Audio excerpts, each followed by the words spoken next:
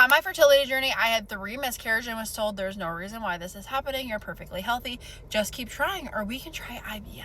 Here's what was actually causing my miscarriages that my doctors missed. Before I dive into this, I'm going to list off a couple different things, but it's really, really important to remember that these things don't work in isolation. Our systems in our body don't work in isolation. So all of these different things were very, very connected. The outlier to that is insulin resistance. The outlier to some extent. Insulin resistance was a primary root cause for my PCOS, for my irregular cycles, for my miscarriages. I was in this gray area where my A1C and my insulin, my fasted glucose was all normal, but I was in this gray area where it was still impacting my fertility and impacting my cycles. A lot of nutrition and lifestyle changes helped with this, but it was still lingering where this insulin resistance was still there, and I didn't know why. This is also when I was still having 3 miscarriages and nobody could tell me why. What else was going on under the surface is a toxic burden that was therefore creating inflammation in my gut and putting extra stress on my liver and my detox pathways. So the combination of liver function, gut health, inflammation causing my PCOS, but the true root cause to that was a toxic burden